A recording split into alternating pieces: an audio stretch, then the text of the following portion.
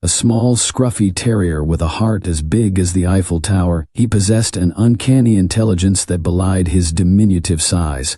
He was the beloved companion of Pierre, the village baker of the quaint French hamlet of Montfouchet. When the Nazi occupation cast a long, dark shadow over France, Pipin's life changed irrevocably. Montfouchet was a peaceful place, nestled in a verdant valley, but the war had brought terror to their doorsteps. The Nazis, with their iron fist, were squeezing the life out of the village. Yet, a flicker of hope remained.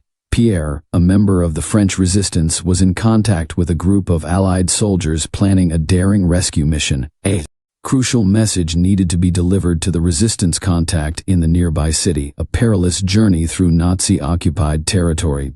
Pierre knew the risks. He couldn't afford to be caught, and there was no one he could trust to deliver the message. It was then that he looked at Pipin. The little terrier had always displayed an uncanny ability to sense danger and avoid trouble. A daring plan began to form in Pierre's mind. With careful planning, Pierre attached a tiny microfilm to Pipin's collar. It contained the vital information. He trained Pipin to recognize a specific signal, a whistle that would indicate he was safe. Then, with a heavy heart, he sent Pipin on his way. The journey was fraught with peril. Pipin had to navigate through dense forests, cross treacherous rivers, and avoid the watchful eyes of Nazi patrols. He faced hunger, exhaustion, and fear, but driven by an inexplicable courage, he persevered. Along the way, he encountered kindness. A young farm boy shared his bread. An old woman offered a warm shelter. These small acts of humanity fueled Pipin's determination. He learned to avoid danger, to blend into the shadows, and to trust his instincts.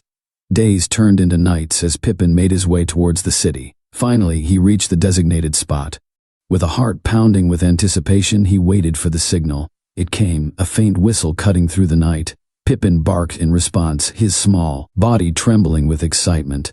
The resistance contact met him, the microfilm retrieved. With Pipin safely returned to Montfouchet, the rescue mission was set in motion. Days later, the Allied forces struck, liberating the village. Montfouchet was saved thanks to the courage and intelligence of a little terrier. As the villagers celebrated their freedom, Pipin was hailed as a hero. He had outwitted the enemy, braved unimaginable dangers, and saved his home. But for Pipin, the greatest reward was the warmth of Pierre's hand and the endless supply of treats that followed. And so, the little terrier who conquered fear became a legend, his story whispered in the wind that swept through the valleys of Montfouchet.